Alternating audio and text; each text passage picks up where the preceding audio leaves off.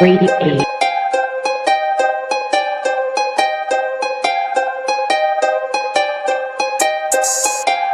Hey, run that thing up.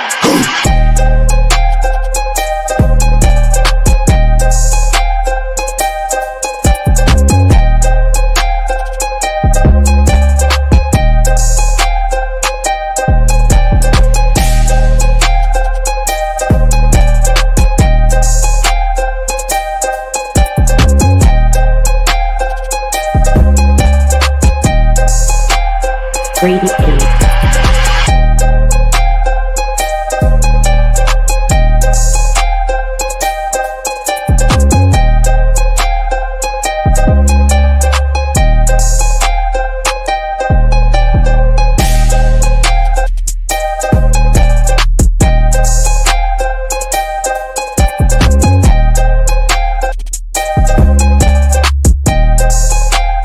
Hey, run that thing up.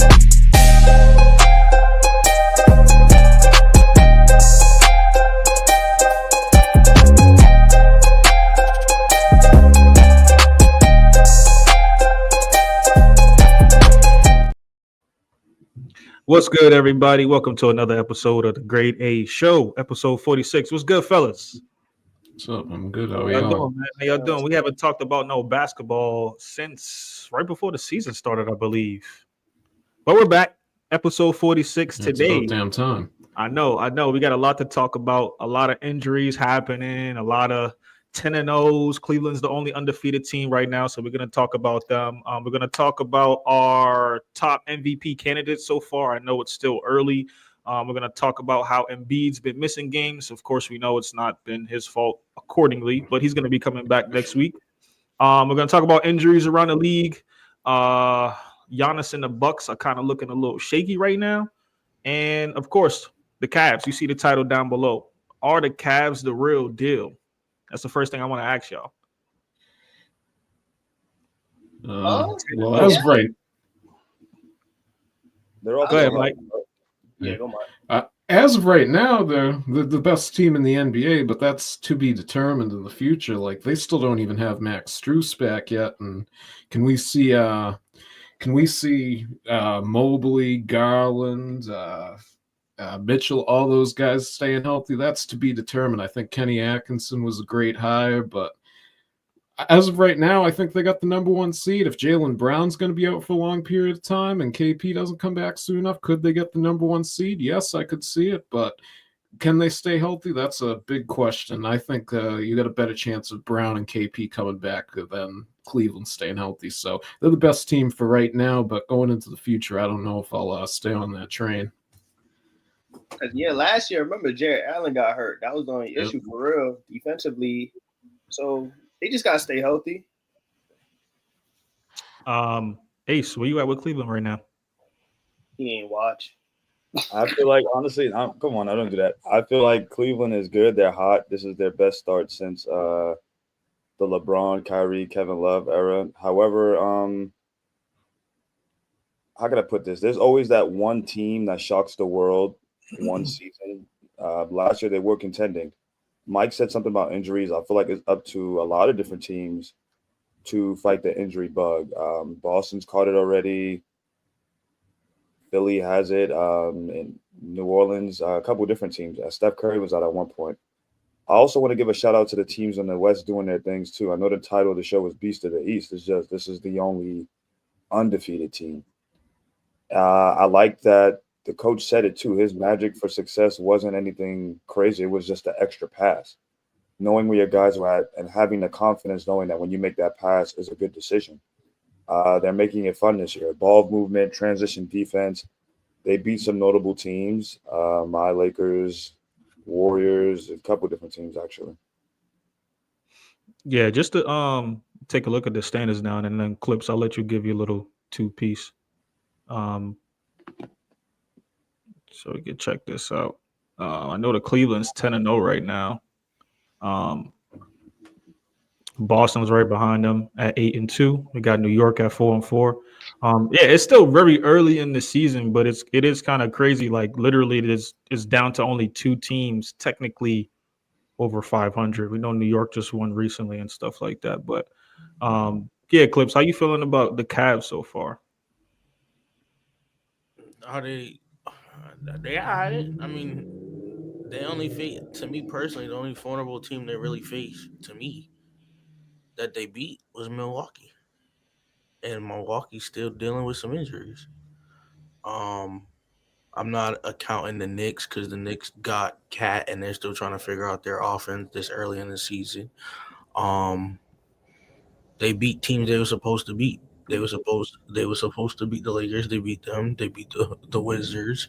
They've beat up on um Detroit, like Toronto. Are we serious here? Like, yes, they are great right now. They're on fire, but to me personally, like we know New York is a like second half of the season team.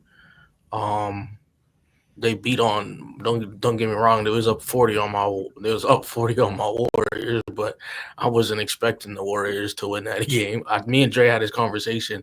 Out of the Warriors' next 4 games, I already said they was going to lose to Cleveland. We lack height, and we're still trying to figure things out. So I think they're the best team right now. I mean, they're winning the games they're supposed to win.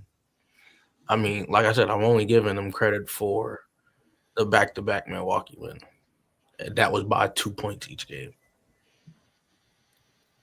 Now, when you mentioned the Milwaukee got injuries and stuff, I mean, besides Chris Middleton, I mean, I guess that's one of their major injuries over there. But you really think that Chris Middleton would make a difference on that team? Yes, clearly, yes. I'm not gonna hold you. I'm gonna let him. I mean, just giving off of what we've seen in the last 2 years, what exactly is Chris Middleton still able to bring to the table for them to make just a difference for them the last 2 seasons?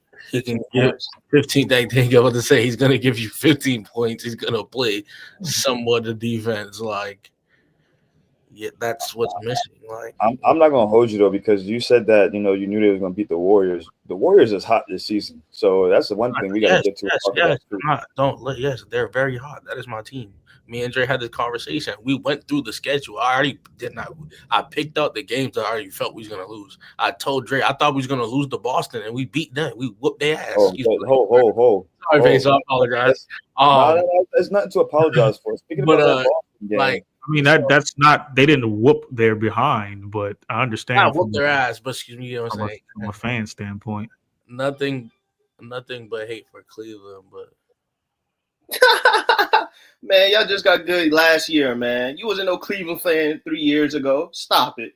We don't know how long fans been loyal, man. There's no hate for Cleveland. I like Cleveland. I love Donovan Mitchell. Nobody was messing with Cleveland before last year. Donovan is the best shooting guard. So they're the real deal. But am I like realistically? The NBA season is a roller coaster. Everybody got their ups and downs. Them boys still got a losing streak that might come. Exactly. That's what I'm saying. It's too early.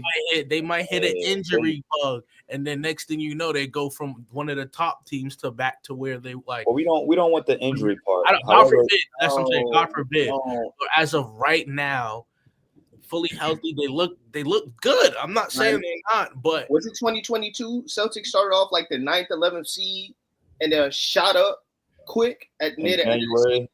Y'all had some teams are gonna get them runs in where they just gonna collect like 20 to 15 wins. And my thing is, I'm 10 wins right now. To me, it's like that's good. I mean, but 10-0. If you expected any team to go 10-0, well, we have really said the Cavaliers though. No. When you look at their strength of schedule, yes. If you would have looked at the schedule before this season and picked out the first 10 games, we could go through the games right now. I got you. They beat teams that other people lost to. Hold on. Okay, so first game of the season. Well, we would have never expected them to beat Milwaukee twice. We didn't know Milwaukee was going to be this bad. That's the only 2 games.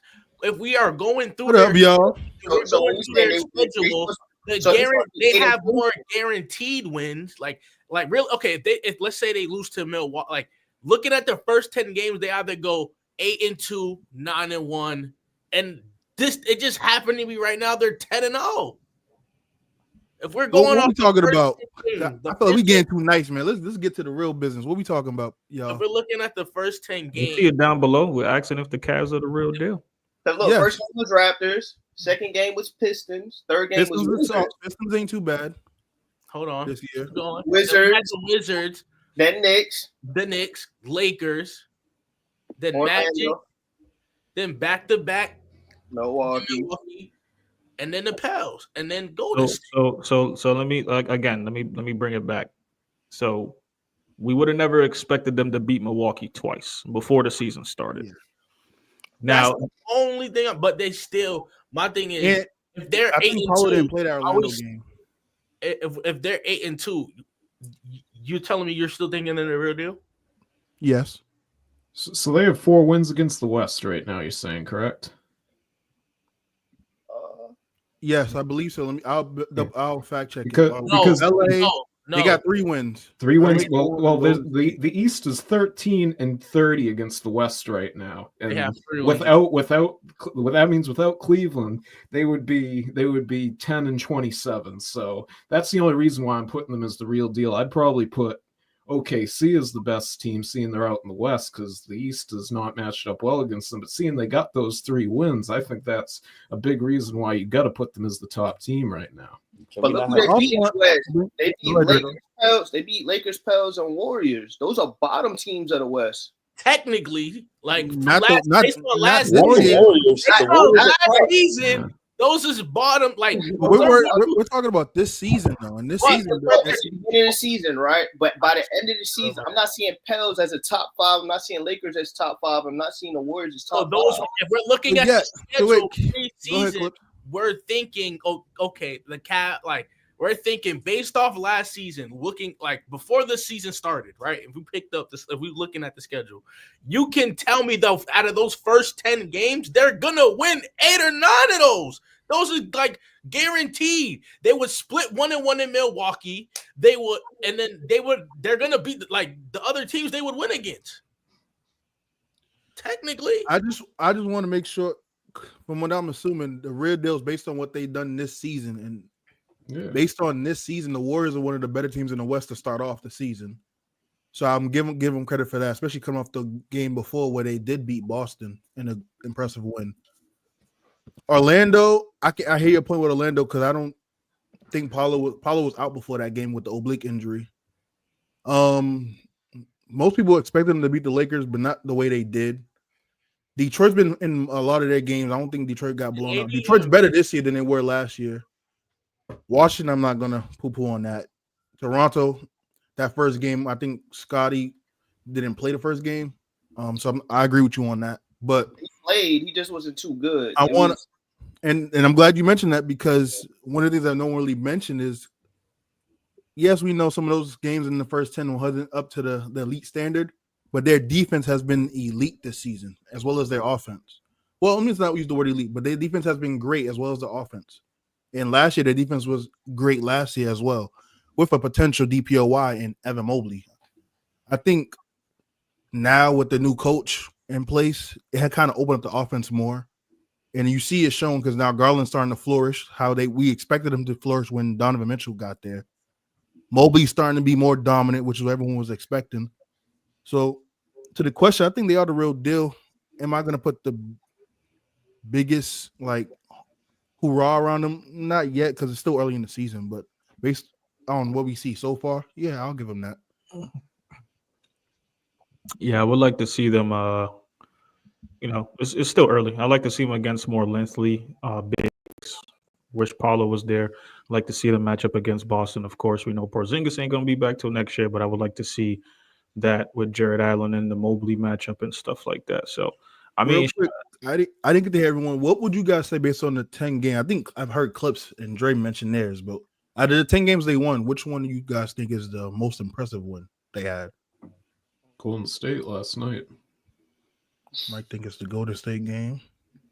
I think it's beating Milwaukee 2 times in a row, even though Giannis didn't play one game. But He didn't play the second game. Isn't Milwaukee 2-7 right now? Yeah. despite the record, again, before the season started, I would have never projected that to happen. Technically, these Lakers I hot just thought streak. they would have split 1-1. Like I said, that's what I'm saying. They're right around. Looking at it, they held I AD see over they got under more to 30. prove. That's what I'm saying. That's pretty impressive. What was that, Draco? What did you say? One more time. Oh, they held AD under 30. I'm saying that's impressive. I'll say the Lakers. Yeah, I think that was due to the blowout too, though. But that's still impressive to your point. Ace, who you think was the most impressive one for Cleveland this year? I'll say I didn't expect the Warriors game to go like that, especially how the Warriors been handling business on all sides. I'll say Milwaukee. I'm gonna get back to the Warriors too. I'm gonna say Milwaukee only because to play the same team again, to realize if we just played y'all, we have an idea about your plays, your setups, your go-tos. So, like I said, I expected them to at least trade off. So that's why I would say that's one of their biggest wins. I expected the Lakers game to at least be better than that. There was a plan that. Not to be disrespectful, I realize these first 10 games, the standings is really tricky now because certain teams pulled away. Versus, if you look at after the first two seeds in the East, 3 to everywhere else down is like kind of tied, a game apart. Cleveland and Celtics are creating separation. Phoenix and Warriors are creating that separation. However, I mean, we'll see around November, Christmas, and January who's really doing what they're doing. Yeah. Peso, which one you thought was their most impressive win?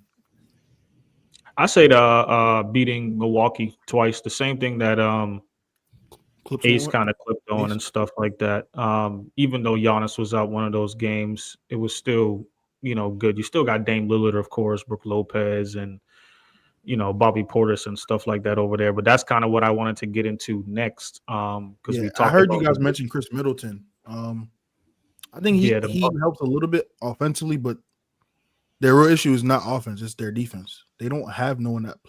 Gary Trent Jr. and I said this offline before. I must have been illegally blind because I thought he played defense. That ain't the case at all. At all. You have Dame who's putting some. I'll give Dame this. He is trying to put effort on defense. But when you have the surrounding cast that don't play perimeter defense well, Torian Prince has been solid for them perimeter wise on the defensive end. But it's like you only have Giannis really. Brook Lopez he's older, longer in the tooth, however you want to put it. And at this point, because last year when we talked about it, I disagree. But at this point, they got Bobby Portis should not be be out there playing like that on defense, and he hasn't been the same these last few years. The Clippers on it last year, although I disagreed with it, but this year I can't lie. Portis has been bad. So at least Chris Middleton gonna get a bucket because Gary Trent really ain't been doing much scoring, and he's a longer body, so hopefully he helps. But that's the point, though, right? Because it's not like they really haven't scored. Like even those 2 games against Cleveland, 113, 114, they're putting up points. They just can't stop the other team from putting up the points. So I think Middleton will help with the arsenal on the offensive side, but again, it comes down to playing that defense against stops, and I don't think they have the personnel to do so. That was my whole thing with Milwaukee too. Just I'll let you go, Mike, but 15 points would do them a little bit of justice, but it's the defensive liability. Chris Middleton is also not the same defensive wing player since he's had these injuries in the last couple of years versus what we saw when they actually won. Yeah, speaking on defense, and I know we might not even talk about these boys, but I try to tell y'all, Dyson Daniels, he might get an All NBA defensive team. I watch very minimal of the Hawks because they are hard to watch at times. But when I did lock in, Dyson Daniels is one of the better elite perimeter defenders in the league so far this season. Go ahead, Mike. You have something? Yeah, personally, I want to see what you guys think about this, though. But I don't think the Bucks are going to turn it around. I think they might even miss the play-in. To be honest with you, you look at not to cross sports, but look at the Dolphins and Jets. They got a ton of stars on their team, and they can't win games. It's about roster construction and coaching. That's why the Celtics want. Like I know a lot of people say the injuries, but they really won the championship because of the roster construction and the coaching. Also, I'm coming around on Missoula this year. I think graded him incorrectly, personally, myself, after what I've seen at the playoffs last year and going into this year. But I just personally, I don't see Milwaukee turning it around. I think they're going to be a dumpster fire. You could see stars traded before the deadline, and it's going to get blown up after this year. Mike, you said what about Missoula? No, I'm coming around on him. I think I was wrong about him. I'm starting to like him. You should have let that play out for a little bit. You should have let that play out for a You little really bit. want to start sound effects? Because sometimes The thing about Milwaukee is though they got rid of 2 winning coaches for this. So, but since we on the topic of coaches, what is this going to do about Doc Rivers moving forward? What is going to be? Nothing. He's out the league. At some point, yeah. Nothing But at they're all? not going to fire him because you're already still paying Adrian Griffin his You got remaining 3 contract. coaches on payroll right now, 3 head coaches. They still paying Budenholzer. Exactly. they can't afford to fire him. So none of this has nothing to do with Doc Rivers. Whatever happens to them this season. No. It has nothing to do with Doc Rivers. It's him and We're just Giannis. saying they can't do nothing. They just with can't make Darvin Ham ain't free. that problem. I just want to know if there's going to be any critique on Doc Rivers moving forward as the season goes. If they do shit they can and they don't turn it around, we already know the fingers is going to be pointed at Dame. The fingers is going to be pointed at Giannis, and unfortunately, but rightfully so, is going to be at Doc Rivers too. I mean, he can't help that It should Dame's be. going out there missing shots, but at the same time, he could put people in position to do better. It's about both.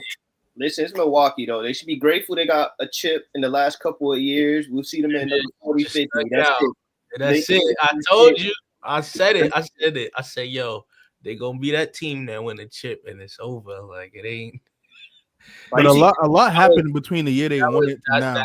That was a blimp in the. It's like Denver. Denver's falling apart too right now. That's because. But one of Denver's biggest issues falling apart has to do with the money with the new CBA. I think if that doesn't happen, they'll be able to resign KCP at least. Christian Braun has been really great for them though. He's not the same off-ball defender.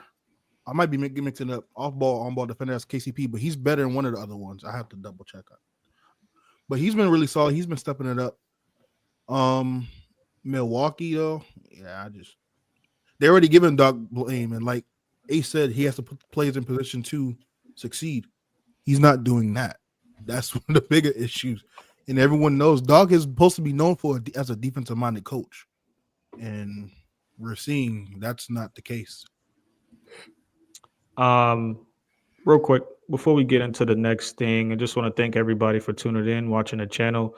Subscribe to the channel, like the channel, leave a comment down below if you feel the need to do so, and continue to share. That's only going to continue to help us, put out more content for you guys and stuff. One thing I do want to bring up is the tier list that we made 2 weeks ago for the teams that we put in suited in specific places that we thought they would be so far. So I just want to kind of look at that and see if we're kind of in line to where things are kind of going right now with 10 games in the season.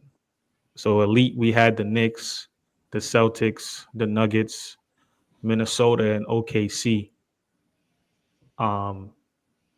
We know we just talked about Denver struggling recently, but they are 6-3. So that, Russell just had a big game, triple-double a couple games ago.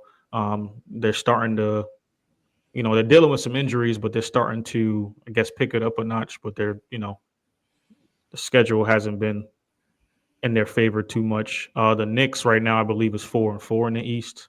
But we all know they're still trying to get things new going over there and stuff. But is there anything else? I know we have, let's see, teams like New Orleans, they're at the bottom at the list right now.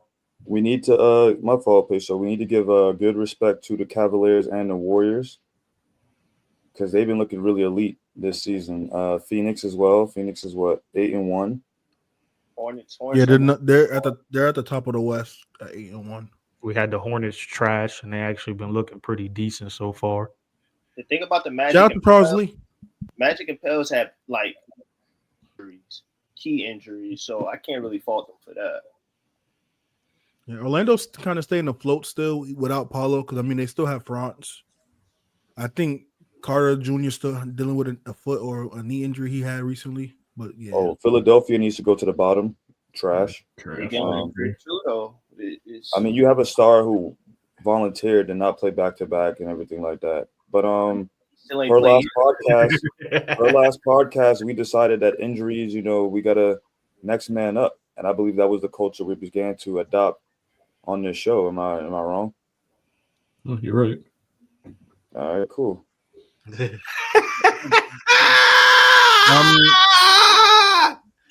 I'm Yo. Oh, put the tier list back up one my more time. boys, oh, I feel him. Next man up. Tell him, Ace. Next man up, bro. We don't care about injuries, bro. I guess since we're on Philly, I mean, Paul George just played. Maxi's going to be out for some time. And Embiid's supposed to play, I think, next week on Wednesday, I believe. And then he suspended games he's supposed to play, so he back out on vacation. They're counting the games currently on his suspension. So I think he's going to be able to play next Wednesday. The thing with Paul George too, it's still very early, but he's not really. It doesn't seem like he's really trying hard. And I know he had an injury at the beginning of the season and stuff like that, but I think he's only averaging 16, 17 points a game. I mean, yeah, and I think those games is when both Maxey and Embiid's not there, so that defenses can just focus on him as the number one. He's still coming off injury, like you said, so he's probably rusty. I don't expect him to go out there and give me 26 or 27 off rip because I understand PG ain't Paul George. I mean, Paul George ain't PG anymore. So I'm more on the realistic side of things. Like we said before, and the whole world was saying about this whole PG move, man. We understand things happen and stuff like that. You got to get gelled into the system a little bit more, playing with new players and stuff like that. But for Philadelphia, I think I could speak for myself. I was about to say because I'm waiting for you to get to your point because I know it wasn't me that said this. It's straight up. I'm tired of making excuses for that team, injuries or not. So now that I did say. They should have just traded Paul George for James Harden instead of wasting last season. They already had James Harden. What I'm saying is when Philly had James Harden and Clippers had Paul George, they could have just traded for each other. Given how everything played out, yeah. Given how everything played out, like, hey, they had an AAU team, busted out the playoffs, and then he left to go to Philly where James Harden was just at. So y'all saying injuries don't matter. That's the narrative we're going with. No. Put name on that, Draco. Well, we spoke about this show. I say that. I was the one that talked about injuries and playoffs, and you know what we said, hey, injuries shouldn't matter because they're all professionals and they still got to play. Am I wrong or am I right? So what credit do you give the Celtics winning that championship then? Because come on, host. Let's I'm not wasting my time on those Celtics, bro. Let's go to the next. At some point, Ace is fishing to talk about this Warriors game. Listen, which by the way, if y'all didn't catch the recap, check the channel. We not games out now. I need to hold up. Do I get to speak or everybody gonna speak for me? What's going on? Can I get my point? I don't know. You don't care, right? Here we go. Go ahead, Musa. Last word, Musa. I'm listening. No, I'm saying you don't care though. From your shirt. Fun fact. Exactly. I'm trolling you. Go ahead. So, come on now. Okay. All I'm saying is this: when we spoke about the championship and everything like that, and I brought up my point from injuries. You and Peso said, you know what, hey, it shouldn't matter because the way the roster was constructed, they would have won regardless. Musa, you said with the Indiana, it made it easier to construct a game plan when the players were injured. However, you and Peso agreed that, you know what, injury shouldn't matter because it's a part of today's game, next man up. I didn't use it. See, that's the part that is rubbing me the wrong way. The last sentence is not what I said. Next man up. I didn't say the next man up stuff. I did say when people are out, you can construe and manage the game differently. Yes, I did say that. But the whole next man up part, I did not. Or differently, I wanted make sure I get your words correct, brother. And the context of the conversation is slightly different from what we're talking about now. So, all right. We brought up a previous episode. So am I wrong for saying that Boston won that off of injuries? If I'm wrong, I'm apologizing in front of America now and next man up. or I'm saying next man up. Do we agree on that? Sure, I guess you can say you're wrong, Ace. As long as you agree with like that, I don't care about this last season injuries. Going forward, the injury bug, we can't rely on that too often, right? Sure, if you want to go, I want to sure. Just like your shirt say, I don't care about that. I don't care about that right now. We're not talking about what happened last year in the playoffs. The only reason why I brought it up is because you just stated injuries don't matter. The next man up, and I would just like the same energy all season from you specifically. Well, hey, this is the energy that y'all said. I said the Celtics won a championship because certain key teams were injured, and you said we shouldn't have to worry about injuries. Happen to everyone. I said if Butler played, it would have made a difference. They probably won in 6 instead of 5. Yes. That's what I said. Yes. Moving on. If Indiana was healthy, I still said we win. So you still say without the y'all would okay, cool. All right. I said whether Butler played or not, we still win that series. He just makes it interesting. I said the same thing with Cleveland. And I kept saying throughout the playoffs right now. Cleveland that's hot right now with their healthy roster. Y'all would have beat that. That's not the same team from last year. The play is different. Like I mentioned earlier with the real deal segment. The big differences with this Cleveland team now and what it was last year was coaching and the philosophy of how they're playing the game. So they're two different play styles. Plus, like I was during that series, Allen missed that whole second round series because he got hurt in the first round against Orlando. Injury. Mm-hmm. Yes. Okay. And like I said, whether they played or not, they still would have lost. Next man up, Ace. So what are you, Mr. Your words, bro. These are y'all words. When I brought up injury, y'all wasn't trying to hear that. No, I said if they play, they still lose. They make it interesting. That's what I said. It's been some interesting games this season. Honestly, I'll wait for y'all to continue. Moving on. I want to bug into these Warriors a little bit. Clips, that's your team. How you feeling about them so far? They playing at all highs. Buddy Hield seems to be fitting in pretty well. Where you at with the Warriors this year so far? I don't think they playing at all high yet. I think we still got some ways to go. But we playing all right. We playing a lot. I love the defense. I love how everybody's buying into playing defense this season.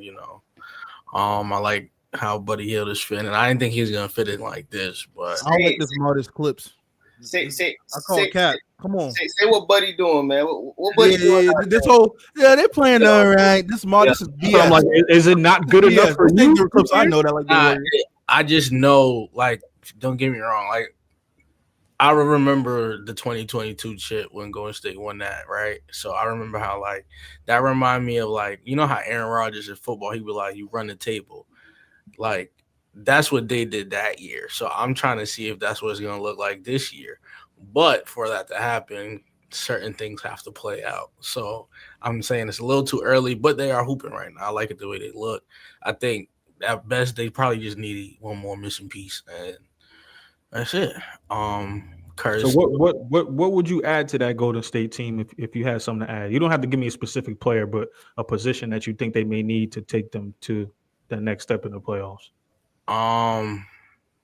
I just would say one more scorer off the bench for real. But it got to be like a big. If he don't got to be like a scorer, give me like 10 and 10. That's what I need. I just need a little bit of height. Give me one person. Drummond? Give me one person with height, and I think we'll be all right. Would Drummond fit well in that team?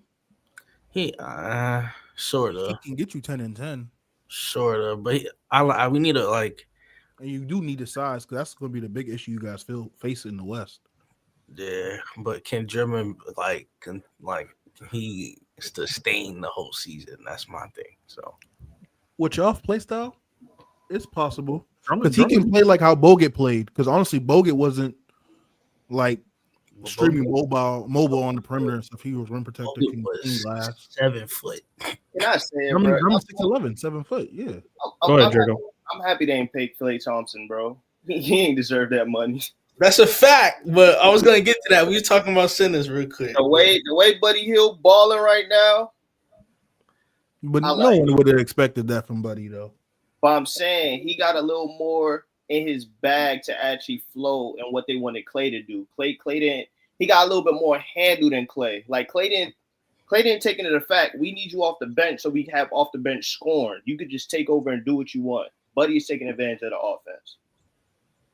I think one thing with Buddy too is that, you know, specifically with Steve Kerr's offensive scheme, we're seeing his game become more enhanced from the 3-point line too. He was doing the same thing in Indiana. I just think the offensive schemes were different there versus where is he at now in Golden State. But shout out to them. Right, man, beating the team. That's it. That's all we're gonna do. Shout out to them. No. We gotta give them more. And we got. I ain't gonna hold you. I gotta give a good shout out to. I ain't gonna hold you. One player that I ain't been high on, Moses Moody, son. He been all right. Oh, look who's coming around. He playing all right this season. I ain't gonna like defense. Yeah, when they gave him minutes. Yeah, Steve Kerr. About time you gave the man minutes. He did this last year when you gave him minutes. Steve Kerr knows how to give minutes to people who want to win. Well, the most dangerous thing about them too is I'm surprised you didn't mention this, Clips, is the 12-man rotation. We were just talking about next man up and stuff. If someone gets injured, they won most of the games this year without Curry. He was out a lot of these games. Curry missed what, 2-3 games? Also, you gotta think they always been like that.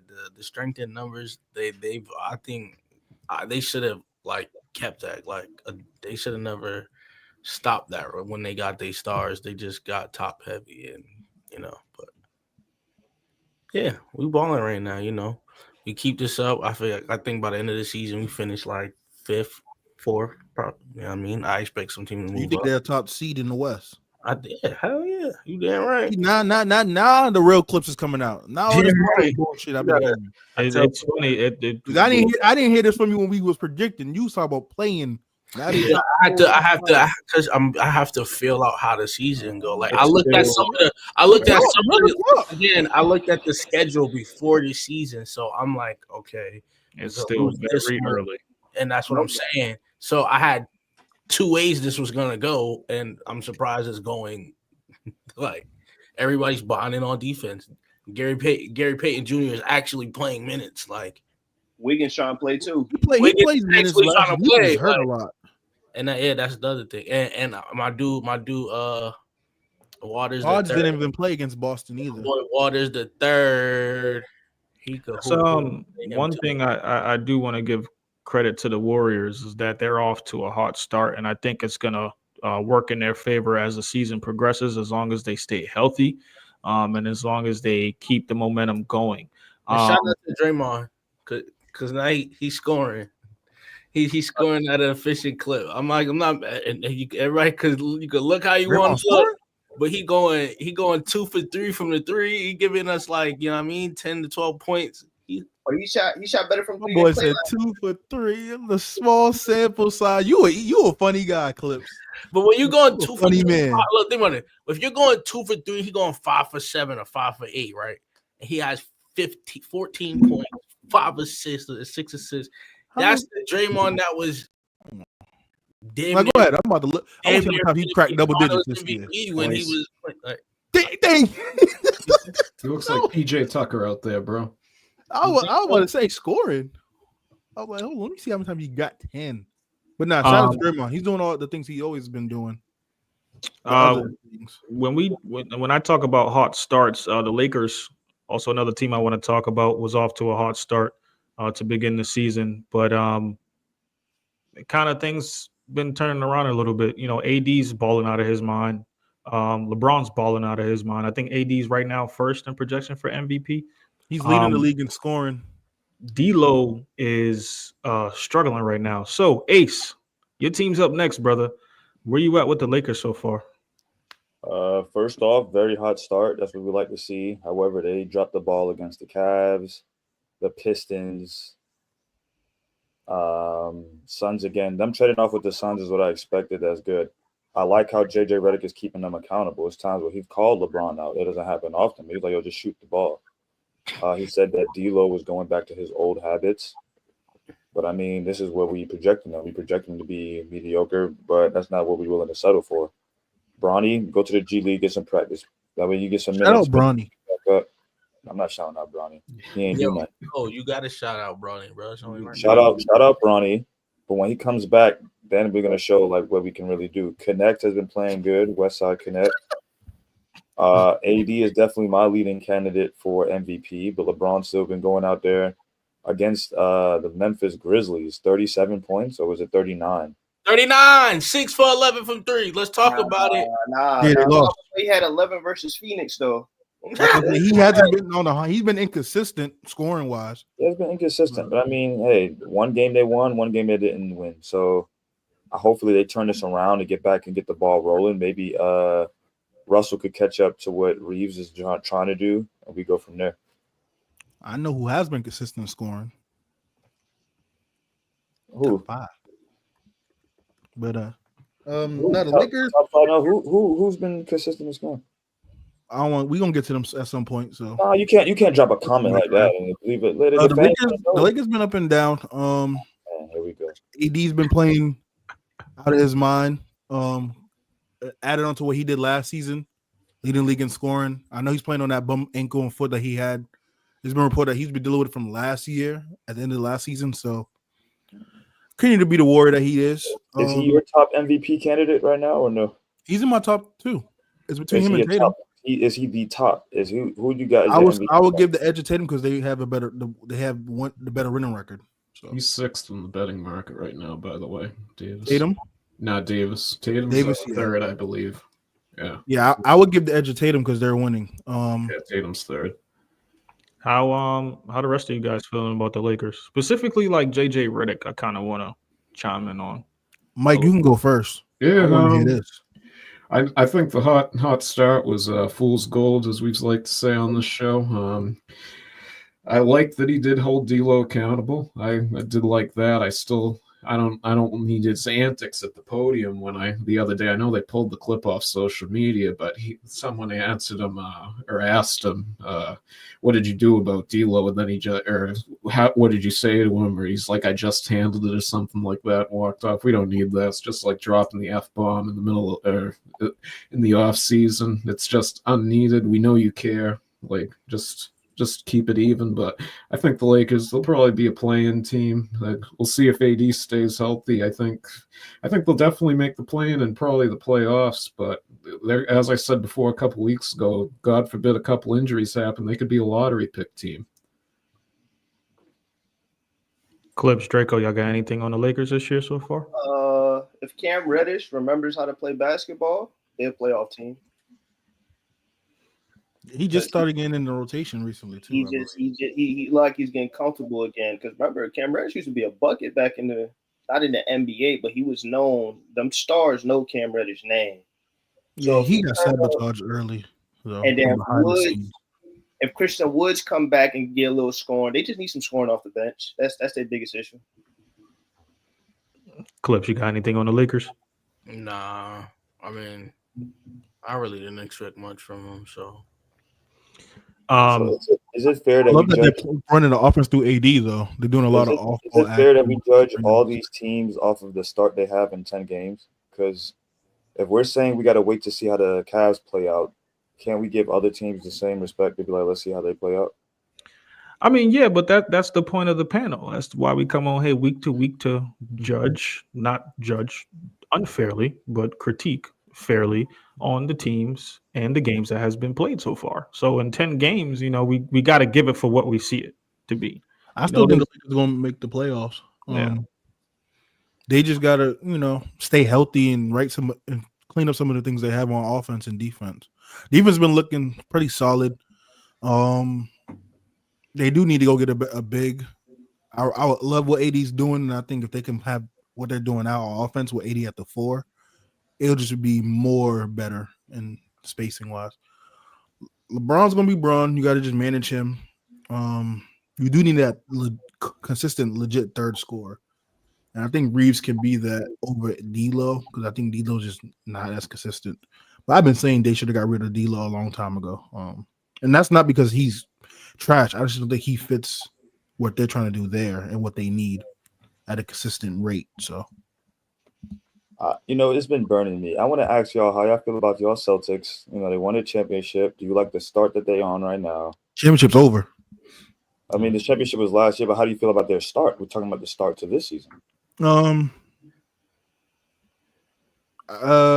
I feel the same way I felt about when they lost to Golden State. Nothing changed. I still think they're the best, if not one of the best teams in the league, at least in the East. I expected a start like this, if not a little better. Brown's been out now, the last 2-3 games with the hip injury. You know, KP wasn't going to be there.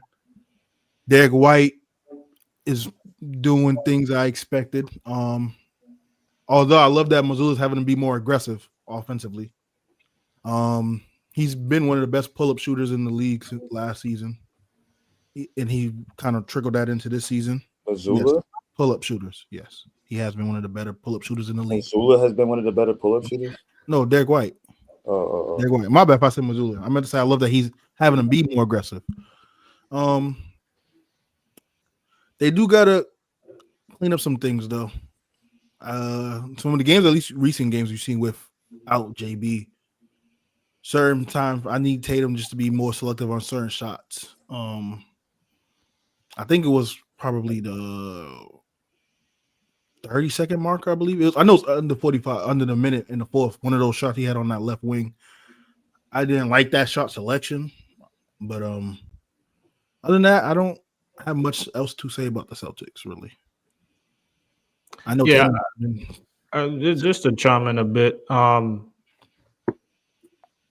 Celtics still seem to lack basic IQ in certain times, in certain games. I do like the fact that they're letting the game come to them, specifically like JT and Pritchard. They're not JT specifically doesn't seem to be forcing as many shots as he has been in the past couple of years. But specifically the Brooklyn game yesterday, to go down 16-0 was kind of alarming. And again, you ain't going to hit every shot. You're going to come out and have bad games and stuff like that. Down 16-0 to go knuckle up with them the whole game, to go into overtime, to allow Dennis Schroeder. Ain't no disrespect to him because Dennis Schroeder kind of has he's been balling this year, him and Cam Thomas. The Brooklyn's been playing in tough games all year. Against Boston the past couple years, those two players have been doing pretty good against that roster and stuff like that. So it's just the little things for me, the same things that I've been talking about the last couple years. Not settling for threes. There was a couple times last night in that Brooklyn game where Celtics finally came up, being up 1 point, 2 points, and Jason Tatum's hacking up a three. 5 seconds left in the game to end the regulation. I kind of want to see Missoula get more into his bag and running plays for last second shots. I'm kind of tired of seeing Jason Tatum with the ball at the top of the key and it being a tie, and we're just settling for a one-on-one three. There's no action or nothing being moved. So just little things like that. And I know, JB wasn't there, KP wasn't there. Things are going to progress and get better for them and stuff like that. But, it's just the little things for me. I would like to see them continue to work on. Yeah. That play you were talking about last night, I loved how Scal said, "Oh, here's the Y formation. Missoula's going to draw up a good play." I said in my head, he ain't drawing up nothing. And then you see Tatum take a three. There's no need for a three in that spot. It's a tie game. But now with the Celtics, one guy who's really, or two guys who really stuck out to me is Pritchard. I think Pritchard, he could be winning Sixth Man of the Year this year, and Kada as well. Once KP gets healthy, Al Horford has a role on this team, but it's not on the court. He needs to play the Udonis Haslem role on the bench, because against the Knicks, when they were going for that 3-point record, they were all trying to huck it up, and they didn't get it. And I'm glad they didn't get it, because they were just trying to get the record and disrespecting the game. But like Missoula didn't do it, and no one else did it. But Al Horford said, "Hey guys, stop. Let's just dribble out the clock," and they did that. So they need that veteran leadership from them. So as long as Kada can continue on the same path once KP comes back, I think they need him on this team, but just not necessarily on the court. And with Tatum, it looks like he fixed his shot, so I don't have this problem with him. He's taking as many shots just at the end of game situations, like Peso said. There's no Y formation. You're going to go to the elbow of the 3-point line and shoot it. There's no need for that. You only need 2 points, even if you draw a foul. You only need 1 point to win the game, and that situation. I don't see a need for it personally. Yeah, I think that last shot, I think he just took on to try to get to his kill spot. And well, I ain't gonna hold you. One The more, Warriors game. one more thing. Ace, my bad. One more thing I just want to bring up with Tatum too. And I might be nitpicking too much, but I'm just tired of seeing the emotional version of him when he's not getting his way. Mm. But then we want to see more emotion from him. I'm confused. Yeah, but not in a way that it's effective. Like, you know, the It two looked like times. it looked like a hissy fit. It don't like the rest Yeah. on the court. With him slapping his hands together at the Well, refs. if you guys seen yesterday, if you guys watched the game, two times he had grabbed a defensive rebound and he kind of got buckled up with Cam Thomas one possession, another possession was with somebody else. But Claxton, I think. you know, the little things where you're just flaring your body to get the rebound, to look for a call, just for the refs to work in your favor is just things that I don't like. Or when you don't score on the offensive end and then you're running back lazy back on the defensive end and you're looking at the ref. Just little things like that. I just want him to kind of manage better.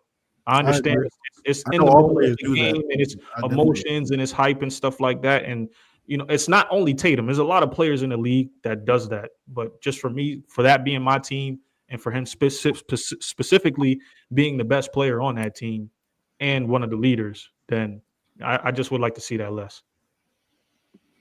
I just feel like the Warriors game kind of let me down in different ways, only because of the buildup.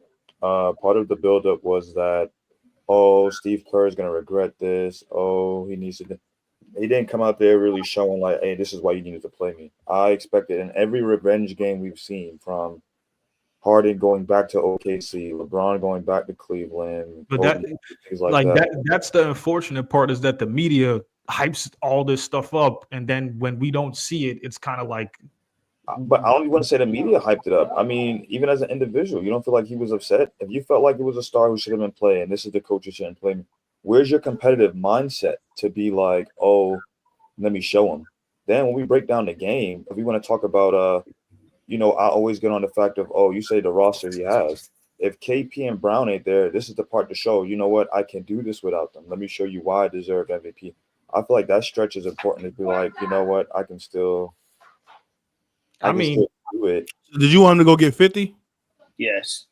Yeah, 40, at least 40. If he gets 50 and they lose, what difference does it make from him He got getting 30 and they lost. So it's like, that's exactly what I just said. What would be the difference in him hold getting on, 50 and then him getting 33 and losing? I'll let you get to that. When we text personally, you said, you rather the win. And at the same time, there was times where he got the ball and it was like he didn't want it. He'll pass it back and things like that. You mentioned that they had a historical defensive rating when they both. I said the Warriors are playing at a historical rate transition defense. All right. I just feel like we can't really. I feel like when they were 73-9, that's historical. I just feel like that game they took advantage because the turnovers was kind of equal. Can be true. The turnovers was kind of equal that game. It was like 11-12 or 12-13. It was a one turnover disparity. I just felt like stretches like that, when you don't have Jaylen Brown, that's when you show the whole league and everybody like, all right, it happens. Now, granted, it was a loss, but I felt like it was a very winnable game. Oh, I agree with that part. It was a winnable game. I want to ask you guys, what were the Warriors doing in that first half? Specifically the first quarter with Tatum when he got past half court. It doesn't matter. First quarter. What superstar doesn't expect a double team? He feared the double team before it even came. He kept passing out to Derek White. Derek White hits 13 in the first quarter. He was making the right play. That's the reason why the Warriors got the advantage. That matters. Thank you. So he was making the right play. The reason why the Warriors got in the position that they did that game. Okay, so they held them to 40 points. In first quarter. The Warriors couldn't get a bucket in the first quarter. Neither could the Celtics, other than Derek White. Other than Derek White, 13 points from Derek White in the first quarter is impressive. And then a lot of those was coming off of them double teaming Tatum, and he'll kick it out, like you said. But that was still impressive by Golden State because they held them to 40 points in that first half. And then Boston finally got it going, including Tatum, and they scored 41 in the third. I just felt like it was a winnable game. I felt like it was Curry versus Tatum. Warriors didn't have any other superstars or anybody. They just had role players willing to play. Curry also had a bad first half too. I mean, he did, but I just felt like great that game though. For everything going up and leading to this game, oh, Steve Kerr should have did this and that. It didn't really. It's just like, all right, he went out there, got his points, and that was that. I felt like it would have been a good time to get your revenge, show the grit. Hey, without Brown, I am on this team. And it didn't happen like that. I just don't want to. The historical part, I'm not adding to that because, it's basketball. You draw up your plays for everybody. It was basically 1 versus 1 and role players. Can we agree on that or no? It was the Warriors versus the Celtics. All right. Well, we talk about the dynamic of the roster. Besides Steph Curry, who up there did he have that was really like a all-star, superstar present? Draymond Green. During that game? During that game. Kyle Anderson went off that Buddy game. Hield, even though Buddy Hield had 11 points. But Buddy Hield played a He huge had factor. 16. He had 16. Yeah. I knew he didn't have more than 20. It seemed like it, though, but that kind of like where I'm getting at. Yeah, Kyle Anderson, remember how to shoot. He went 3 straight threes from. It was a collective effort by that team from offense and defense. Celtics have a deep roster, so I'm not, because at one point there's people on the Celtics side that did good and everything too. What I'm saying is it wasn't like they were overwhelmed with superstar power. At what point it came down to heart and who wanted more. And I just feel like the Celtics dropped the ball on that. Nobody's. Well, I'm personally not making an excuse for them because the Celtics still should have won that game without Brown and KP being on that floor. But we just got to call it for what it is, just because we thought that Boston was going to get their revenge tour back because Tatum didn't play. Because Tatum didn't play in Team USA and they go out and just lose this game. It's not the end of the world. I'm not making an excuse for them, but Tatum didn't. He shot 50% from the field. He was aggressive, being 7 for 9 from the free throws. Yes, we wanted to see more, but he tries to go for 50 and then shoots an inefficient rate and then loses. We're calling him like the same player we've seen from last year. Okay, so let me understand this. Okay, he was 10 for 20, right? 5 for 10 from 3. Their biggest defender is like 6'9" in the paint. Why not just attack the paint? I mean, if Tatum got the shot open, I get what you're saying, but he just be happy. It's almost as if sometimes when he catches it, he's waiting for the double team to come. Just attack the paint. He gonna get them calls. It's the Golden State Warriors. A lot of the times, especially in the first half, they was attacking him right when he got past half court. He just wasn't ready for it. He wasn't making the pass before the double team. Right there. He wasn't ready for it. Be aggressive. So like one play. Oh, go ahead, Draco. No, I'm saying just be aggressive. Like, because it was like one of the plays in the first quarter where he got past half court. They did their normal pick and roll to try to isolate one of the weaker links on the defense. They blitzed him high on the high point of the defense, so he kicks it out. Draco's mentioned getting into the paint. I think it was another play. He was on the mid post trying to work mid post. I mean, typically when he's on that mid post, he likes to, depending on who's guarding, he would like to face up or go to baseline. They double team. He kicks it out to White. The Warriors are great. One of the reasons why it was kind of tough to get into the paint because the Warriors are great on the rotations and allowing them to make extra passes and force them to be deep into the shot clock. So when now they got to chuck up a shot or take an inefficient shot. So I want to give more credit to the Warriors on that, and that's why I said on the recap for those who didn't see it, make sure you tune into that. That it's out now on YouTube. It didn't really change much for me because Celtics still going to be who they are. I still believe who the Warriors are, and like I mentioned, they're playing really great defense, specifically transition at the point of the season. But I think this was more on the Warriors and how they played as a unit, both sides of the ball, than it is Boston. One thing, too, with Tatum, I know we talk all the time about, he's going to have this revenge game. He's going to have this killer instinct. He basically said in post, I don't know if it was post-game interview the day after. Yeah, exactly. That's what he said. So I've grown to know he just is going to be a team player and he's going to try to get the win. And he doesn't really care about these revenge spots as when it's in the first 10 games in the regular season. And right now, I don't have a problem with that. But if we get into April or May and he still feels like that, that's when I'd have a problem with it. There's no reason to go out and show out right now when you're already separating yourselves from the pack. So we'll see what happens though.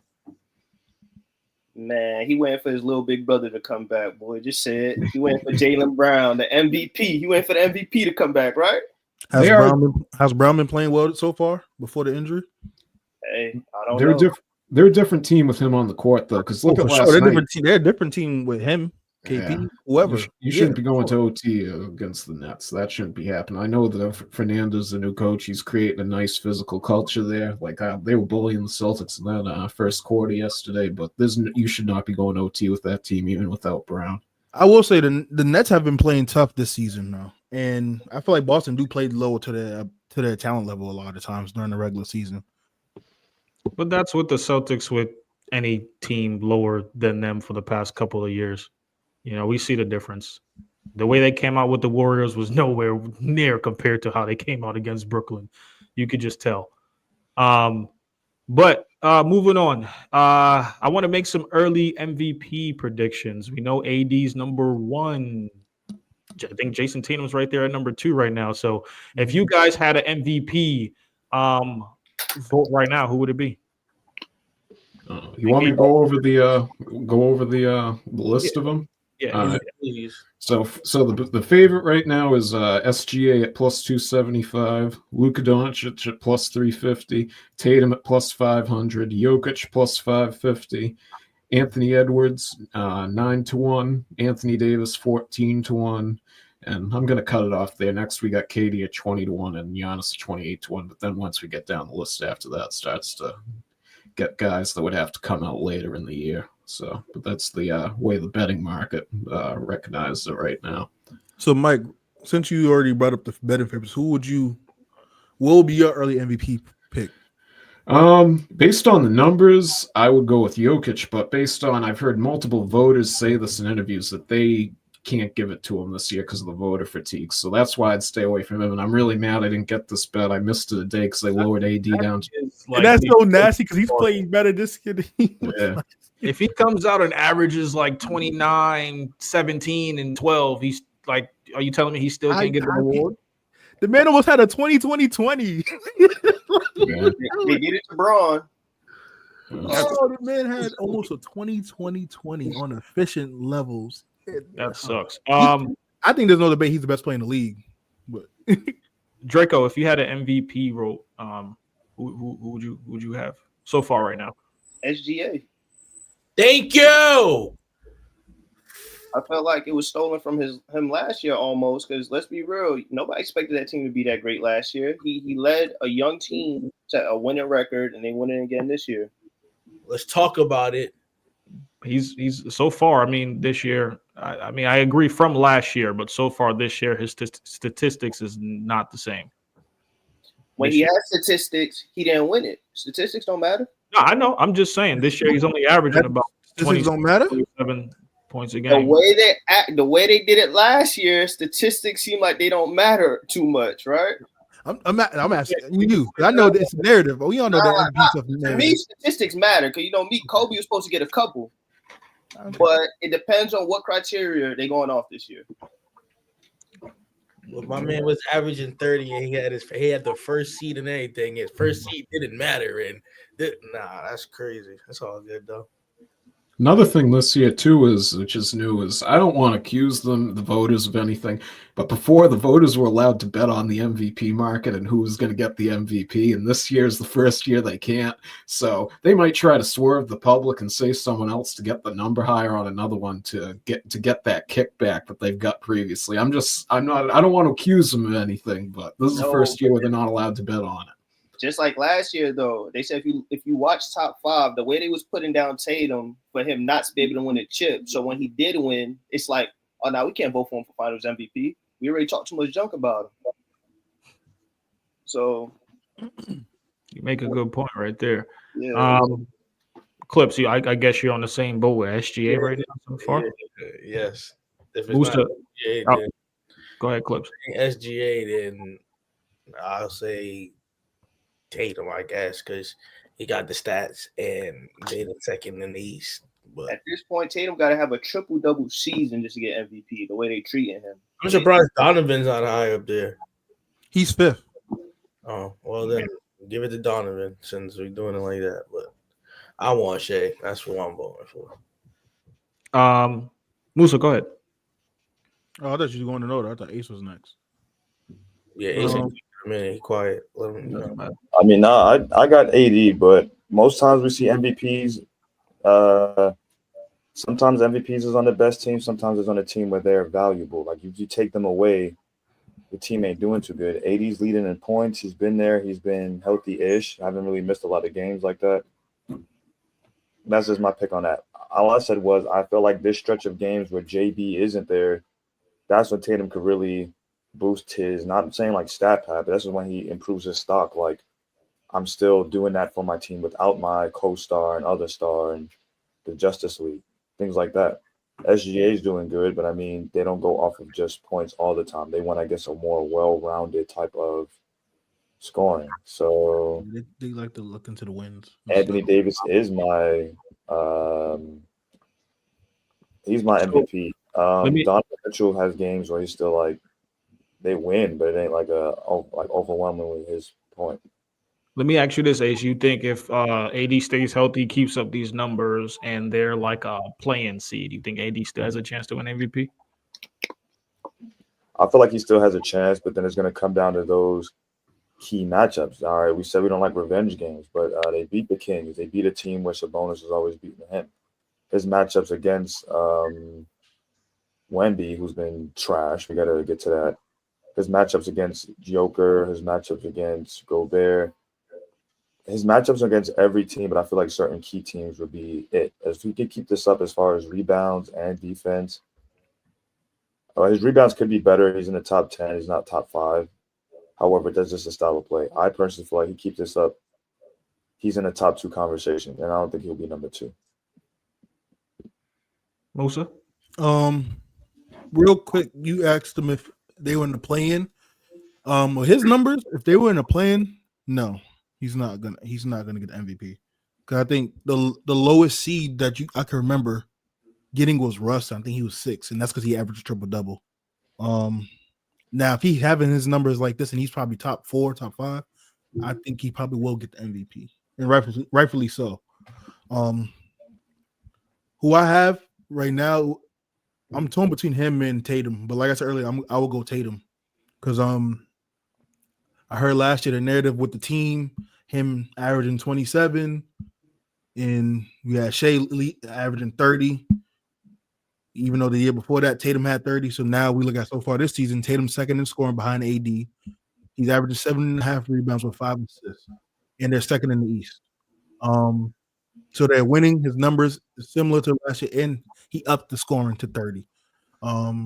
So I think it'll be hard not to give it to him if they're winning at least 60 plus games, which they're on pace to do so. So that'll be my pick. But I do want to give shout out to Donovan Mitchell because I feel like they're kind of in the boat where no one expects him to go 10-0, like we said, and he's putting up the numbers. He's proven why I've been saying he's the best shooting guard in the league. So yeah, I just want to give him some love, but my pick would be Tatum. Yeah, I believe I'm torn between the two, AD and Tatum right now. But the edge I would give to Tatum in that point of view because of the record. If the Lakers, like Musa said, ends up in the top 5 seed and AD keeps up these numbers, then yeah, I would go with AD and stuff like that. If Celtics win 60 plus games, if they slot up into that number 1 seed, Tatum keeps up with the numbers and stuff like that, even with KP coming back next year or end of this year, I think they'll get it. But my not really surpriser, but I think the person that might climb up there pretty quick is Donovan Mitchell. I will say this: and we already touched base on it, but I want to just key in on the point. It's really shitty how the narrative is spin because if Denver wins enough games, I don't see how he's not going to get it, but it'll be a tragedy that he doesn't because right now he's averaging a triple-double. Like, I don't see how you cannot give Jokic the MVP. With this averaging 30, 13, and 11. So let me ask you this, right? Since Tatum been the star of y'all team, y'all won like 50 games each year, right? At least. Yeah, about 50, 55. Probably, yeah, about 50. Honestly, he should have been had one. Because we remember when Denver was like the 4th or 6th seed and they still gave it to Joker, bro. I think that was last year. They were the 3rd seed last year. But but one year, one of the back-to-back. Yep. He was real. So technically they owe Tatum one, but they just don't. Like realistically, with his accomplishments at the young age, he should be close with face of the league, but they don't promote him as that because they're not giving him no awards for that. And I think that goes back to that point, Draco. I think that's why if they had to choose between two, they'll probably lean towards Shea before they give it to Tatum because of that same narrative and how everyone thought he should have won it last year. And I thought he should have won it last year too. But my whole thing is, where did this hate come from? He don't got no off the court issues. He really don't attack the media. What? You know where it comes from? 2022 finals. That too, but that's where most of it came. That's where it really started from when they lost and how bad he played. Him and Brown leading in the playoffs and turnovers, how they wet the bed against Warriors. Since that point on, they really been like just down on Tatum and the Celtics as a whole until they got it done last year. And that's what I was gonna I don't want to get too deep into politics, but I think it's like the franchise, the Boston Celtics thing. That's a whole other conversation. Yeah, I don't want to get too deep. I think it's deeper than that. Bird, the only person who won an MVP since Bird over there. No one has won MVP since Bird. Oh yeah. I think the closest probably would have been IT. He averaged 30. I don't see how you could give the MVP to Tatum last year though. Like I just didn't think he had an MVP year, and all his numbers were down from the year before. I could understand giving it to him 2 years ago, but not last year. I would say at some point. That's what I'm saying. Not particularly last. Like, let's be real. Last year they ran away with the season. They had 60. The next closest team was like 47, right? Yeah, they won like 64, 65 games. And to Mike's point, his numbers the year before he averaged 30. His rebound and assists was similar. So you take that last year, similar rebounds and assists, and basically a bucket less. I still did MVP numbers. But given what in the chat earlier is like so many people is getting 30, averaging 30, high 20s. Was it like, Embiid it's not that year that won, or was it Jokic? It was Embiid, right? 2 years ago, yeah. 2 years ago, yeah. Well, So 2 years ago. Wasn't it a couple like 50+ point games that Embiid had? Philly was a top, I think, 5 seed. I get it. I think Tatum had a chance, but what Embiid was doing, I don't think Tatum. I hate Drake. At some point, he should have won it, but when you compare him for those, if you go down the league, right? But listen, if you play 50, right, but I consistently play 60 to 70, and I'm putting so much out there, Tatum played like 70 games. Yeah, he's playing the games. He's putting up the numbers. I agree with your point, but what I was saying, if you look down the list of some of his peak or best seasons, how does it fare match up against some of the better players that won the MVP or was in the running? Like, I don't think the year he averaged 30, I think was Jokic's back-to-back year. Could make the argument probably, but I probably will lean Jokic. It's just tough because they're going to compare him against the other players that either won it or was close to. It's like what we talked about from before too, how back in the day we were so used to seeing the MVP be the best player on the best team.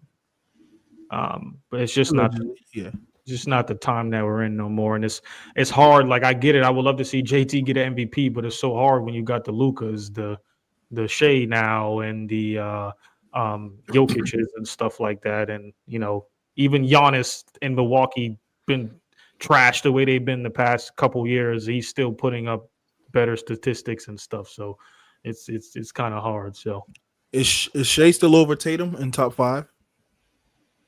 As of right now, I wouldn't put him. No. Tatum's been shooting way better 3-ball than SGA this year. I will give him that for sure. Yeah, Tatum is shooting at a higher clip. And one thing with SGA, he needs to tone down the turnovers. He's been a turnover machine this year. Turnovers. Thank God Cade Cunningham finally started to stop doing that, boy. He was killing me in fantasy with all the turnovers.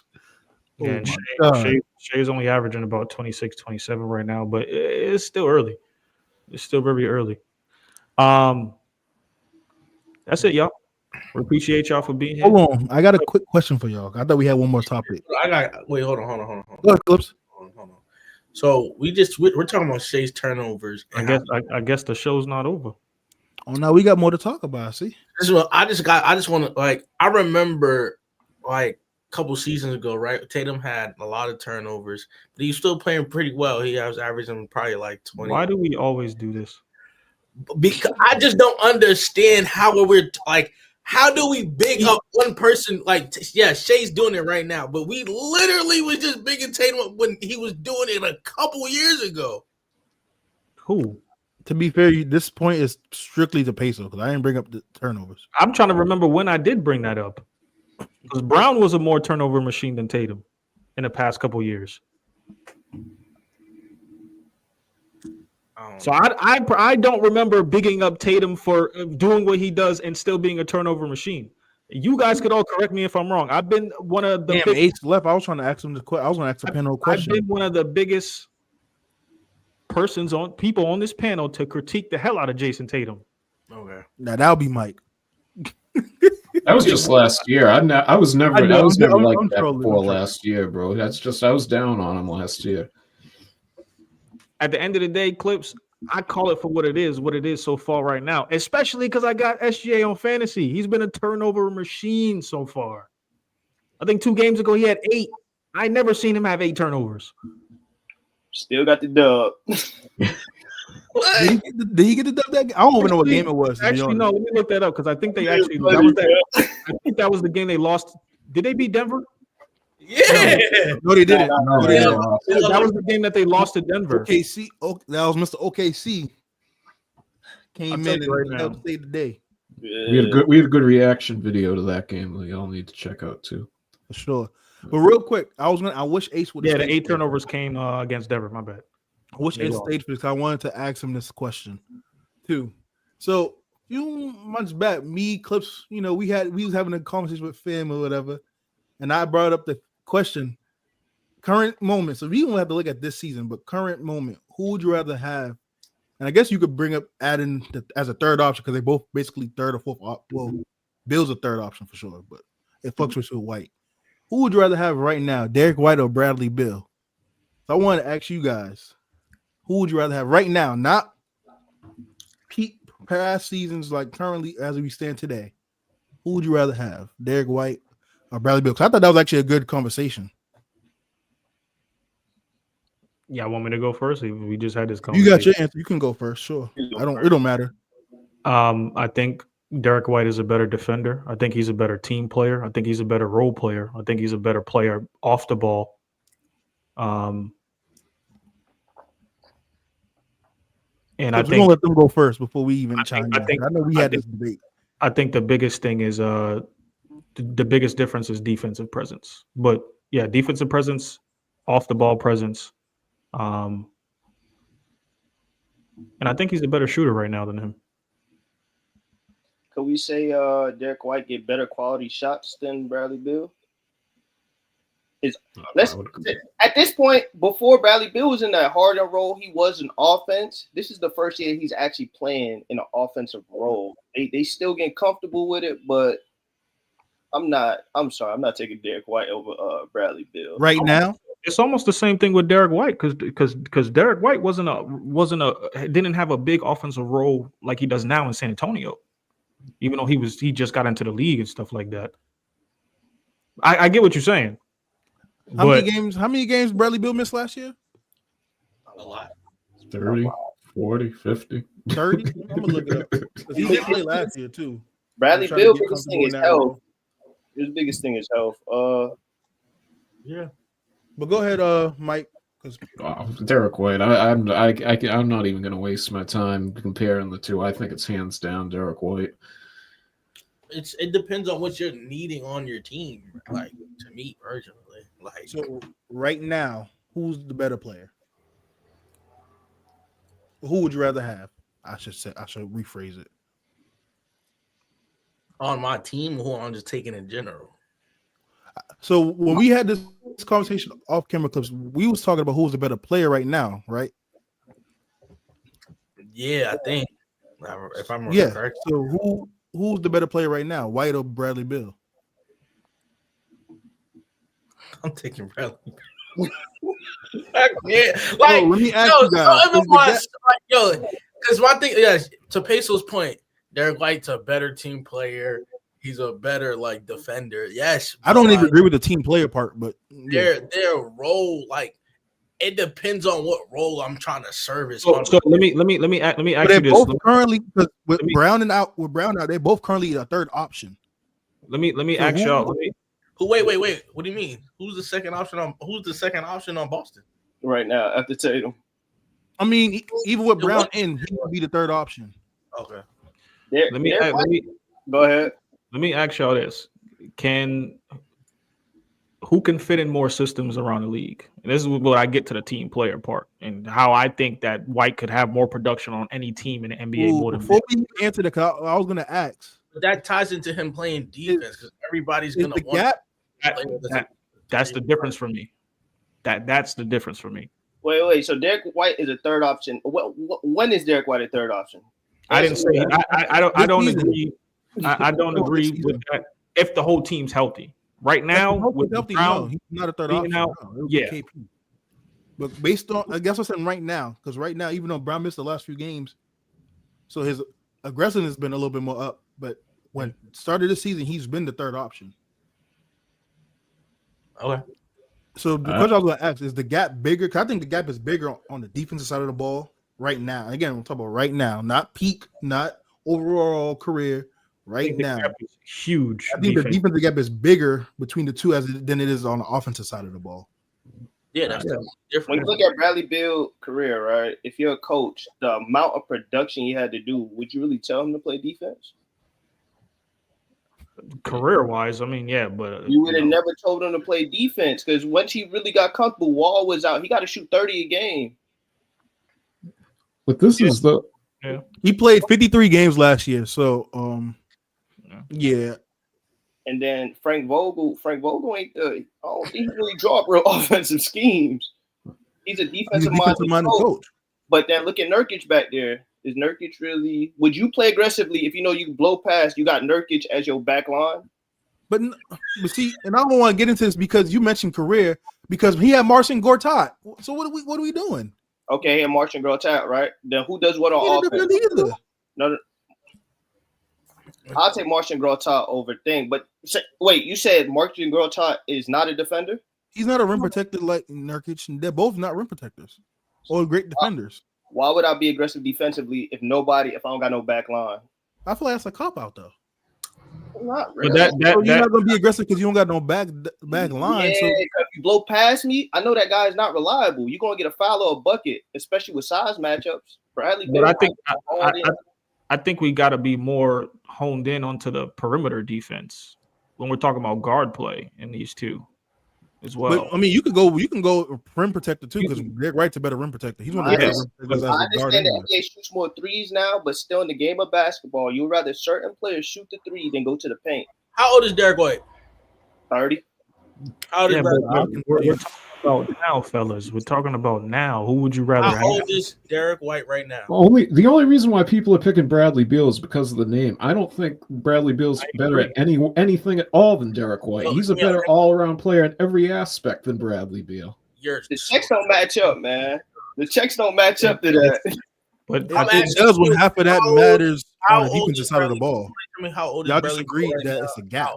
We're talking about now, though. We understand that Bradley Beal's a lot older than him. All right.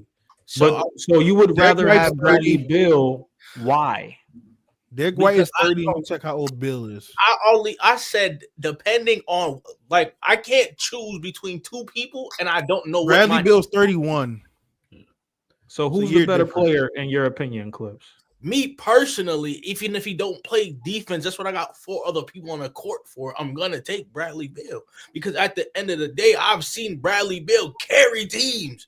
Like we're comparing a nigga. Excuse my language. We're comparing a dude who's been a role player for majority of his career, so he excels in that position, bro. Yeah, that's what we're taking. I'm glad, hold on, Pace. I'm glad he mentioned that because when we had the conversation, he brought up who's better peak. I'm like, bro, clearly Bill's a better peak player. No one's arguing that. The argument is right now. Right now, Bradley Bill's not what he was then. So right now, I'm going to take Derek White. When you take Russ from being a star player and you put him in like a lesser role role, position. he don't look like Russ. But when you put him back in that star position, he can still do it. So Yes. at this current stage, y'all telling me Bradley Beal can still go get you 28, 30 over throughout the whole season in his normal role in Washington? Yes. He's the number one option. He can't even stay healthy. That's the point. He wasn't even healthy in Washington and he was doing it. Yeah, but no, the year he had 30, he was healthy that year. We gotta be. You make that like the number one option. You expecting 30 every night?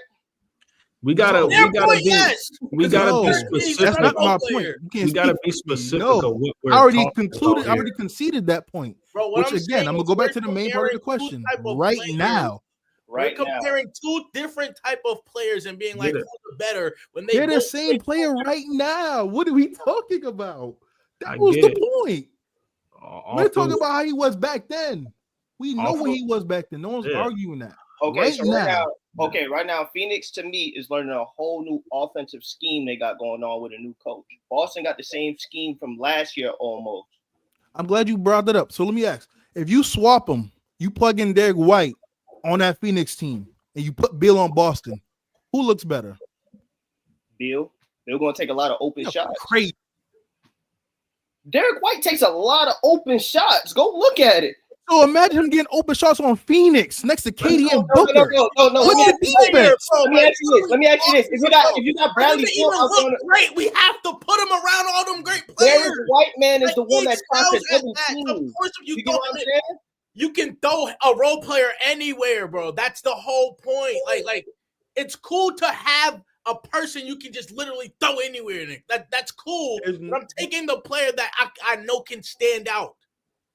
So what has Bradley Beal done so far this year? He hasn't been able to. This is the most that he's been like officially right now to this season. This is the best start since he's had injury problems. Am I wrong? Yeah, he's at so far. Yep, he's averaging 17. That's what I was going to ask. What is he doing 15 so now. He's at 15, 4-4. Like, it's not his fault. He drew an injury card, and Derek White been a great role player that hasn't had to have to carry teams, bro. Like that's fine, but again, we're sticking to right now. Yes, he had dealt with injury last year with the back. But right now, there's no way if you swap them, Bill's looking better because Bill's not the only defensive liability. One of the big things, like Dre mentioned with scheme, right? What makes Boston so great and what helps them get open shots is from the defensive side again, transition. Bill is not the defender that White is. So they're going to lack on that side, which is going to help get transition buckets also. Half-court offense, he's still going to have to he will get the same open looks that White's getting because he's going to be the third option or the fourth option. Fair to say? You see how players leave Derek White open? They're not taking that chance with Bill. Players leave him open due to the fact that they're going to overplay on Tatum and Brown. But let's not act like White can't make contested shots because he can. So imagine Bradley Beal now gets those open shots. You're not going to think. But that's the point y'all are missing. I just conceded that. I think the defensive gap. Defense is going to be the issue. No. You'll go. I'm saying offensively, what he gets to do offensively from being open is going to be crazy. The way they play their team defense, Bradley Beal will be great playing rotation, brother. I don't agree. No, because that's the thing. Because this is why this is rotation. Sure, but this is what I'm saying. The gap. White is not just playing just rotation defense. White sometimes is the POA. Sometimes you're saying Clips. Bradley Beal cannot do that. Clips. You're saying Bradley Beal's a decent defender. So who did Derek White guard in the finals? Let me ask you. They alternate different bodies at Luka and Kyrie. And Kyrie, yes. Nigga, Brown was on Luka, and him and Drew Holiday was switching off on Kyrie. That's literally what it was. Derek White guarded Luka at some. That's why. Yes, the whole time. Yes, there were times White was on Luka. Yes, he was on PJ Washington though for the most part. I thought because didn't they have Holiday on Irving for the most part, if I remember correctly? But that is I literally said they will rotate Bradley Beal on a PJ Washington. Yes, you can. If PJ's spinning corner spot-ups, what? Are we serious doing here? That? Yes, doing that. Are Bill we can serious? It's not like he's catching lobs. You can't put a Bradley Beal literally putting him in the corner. Siakam. Bradley Beal can't stand in the corner. You can't put a Bradley Beal on Evan Mobley. You put Derek White on Evan Mobley? He guarded him sometimes in the playoffs. If we're talking about who did he guard, No, you can't put Bradley Beal on a 4. you can't put Derek White on 04, bro. I'm sorry. I mean, it was all proven last year, so y'all could go back and look at the tape. I don't know what we're doing here. So we're gonna say wait, than Derek White right now. Let me ask Musa. When Derek White was on Mobley, who was on his back line? Who's behind him? I'm pretty sure he has some defenders behind him. Huh? Probably Horford or Tatum because Porzingis didn't play. So they didn't have no real rim protector, which is why when we talked about in the past about why I said Tatum was the better defender than Brown was because one of those situations. Because those times Tatum was literally guarding Mitchell, then he would swap out to Mobley, then he would guard. Well, Allen didn't play, so yeah, he was guarding the 5. But that's a whole different topic. Y'all know me, bro. If I know I got a strong defender back, I'm gonna be aggressive. I get that, Dre. But what about he had no rim protection on his back line. What about that? I'm not agreeing with the Mobley part because I don't remember that part. So that's if I'm Derek White, I'm gonna be aggressive on Mobley because I know if he put the ball on the ground, I'm taking it. But that's my point. Like, are we talking like that with Bradley Beal too? Bradley Beal has never to that extent though. He's never been. To me, he never had a back line. Yeah, but what about the individual defense? Which was I was talking about because there's times not even the playoffs. I get Derek White is the POA, the point of attack defender. And I get times where he's isolated individually. Basketball is a game of schemes. Yes. Some people go gung ho, right? Some people excel. Like Drew Holiday does. I understand. Drew Holiday and Derek White makes a defense look great from the extra things they do. But and that's another thing is the off-ball defense. Like a lot of people, I feel like don't pay attention to. I just think he's better than him on defense all around. Y'all have a defensive team. I don't think he ever had a defensive team. And I agree. I completely agree with that point. I'm just talking about the individual defense, player for player. And came into the league as a defender, and one player came into the league as a. I agree. What are we expecting here? But back to the main question. Right now, would you rather? I'm saying Derek White because of a defensive gap. Okay, that's all I'm saying. I agree. I'm not mad at you. I'm not mad at y'all taking Bradley Beal. The only thing I'm having a hell of a pushback is swapping them. Let me give y'all this scenario, right? No. Stephen Curry isn't a great defender, right? When he had that team, when they had that team and they was defensively flowing and he had 6 off-ball steals, it's because he had a defensive team behind him. He got people he could trust. Bill ain't never had nothing like that. You know what I'm saying? Just like AI had a defensive team. AI averaged 6 steals. So it's like you need a back line. He never had a back line or other defenders really around him. I agree. I agree with that. I'm talking about right now. Right now. That was the question. Let's bring it back all together. We all made great points. The question was right now, who's the better player? And I think when I asked the question, we agreed. The gap on defense between them is much larger than it is on the offensive side of the ball. So because of that, I'm taking White. Now, I'm not mad at y'all taking Bill. Offensively, Derek White can't mess with Bradley Beal, bro. So that same gap you got for defense is even bigger gap for offense. He's going. There's not that much of a gap offensively between them. It is. Bradley Beal gets buckets off the dribble. Compared to the defense. Yes, Cliff, I'm serious. Compared to the defense. Again, let me say it again. Let me say it again slowly because I heard you from down the hallway. Peace and love to the Great A Show. When you're comparing the offense right now compared to the defense, there's not that big of a gap. He can leave all he wants because he ain't listening. The gap is not as big as it is on defense. It's not. I don't think it's. I don't know. It's not. I'm just with Mike on this. I think Derek White overall right now. Yeah. We can talk about Bradley Beal from. You know what y'all doing? Y'all talking about a role. Yes, Derek White has always played this role. He's used to the role. It's like me. That's his position. That's his role. He's been doing that for years. Yes, he's used to that. Bradley Beal, this is his second year as a third option. This is his first year with a true offense, I'll say. Did any of you guys watch Derek White in San Antonio? Don't get it twisted, because Derek White was a second option, first option almost when he was in San Antonio. He was a second option in San Antonio. No, but he still They came. were a horrible team. Be a role player. The when he first came to Boston, he was probably the 4th, 5th option. Wizards was a horrible team, and that man was still putting up 30 a game.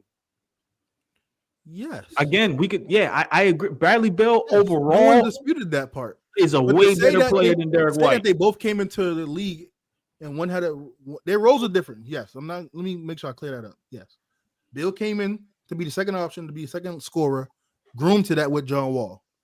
White came in out of Colorado on a terrible team. He didn't have a John Wall. I don't even think the first year they have DeRozan yet or LaMarcus.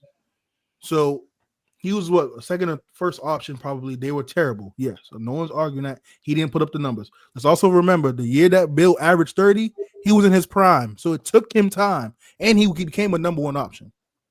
But so I want to make sure that's clear to those who's listening and watching. No one's disputing that. Peak, who's the better player all time? Peak, all that. I'm taking Bill. I want to make that very clear. So I agree with you guys. The problem I'm having is when we're talking about current day, that's when things get different. Because current day, I think White's better because of the biggest separator, like I said, is the defense. There is no debate for the defensive side, regardless of who's in a different role, regardless of who has a better team around them, who gets open shots. Because I'm pretty sure Bill has a third option with Kevin Durant and Devin Booker. He can get open shots, but they set up like that, and that's not. But that's true. But that's also not Derek White's fault either. No, I'm saying no. Derek White got a good placement system. I'm saying if Bradley Beal got them same quality of shots, it's almost like the Clay thing, right? Last year, Clay ain't look too good because his quality of shots, but now he look a little better because he's getting more open shots up. Yeah. If you switch him out, I believe Bill might be a little different, but we don't know. It's all hypothetical. Yeah. Currently, Bill's at 13 shots a game. I'm gonna look at because, like, if you put Derek White might be a little bit more up right now too, because with if you put Derek White over there in Phoenix, you're dealing with Kevin Durant and Devin Booker. Of course, they're going to be taking like more shots and stuff.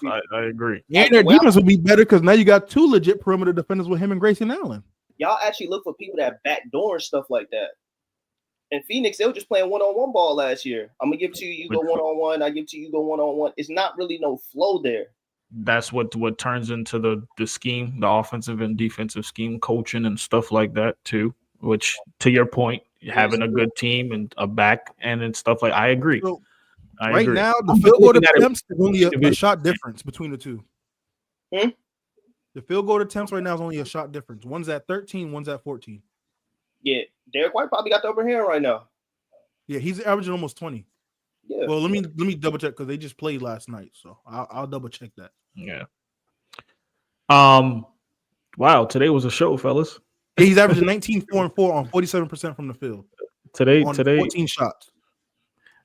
Today was a show, but I want to get to some college football, man. It's college football Saturday. Oh, yeah, we on that tomorrow. Y'all tune in, man, for tomorrow's episode of the Pick Six, man. Thank y'all for being here. Just like the channel, leave comments down below. Continue watching, continue sharing. We appreciate y'all. We love you guys, and we will see you next Saturday.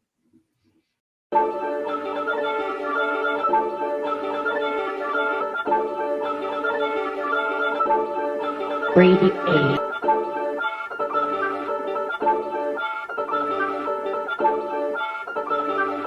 Hey, run that thing up.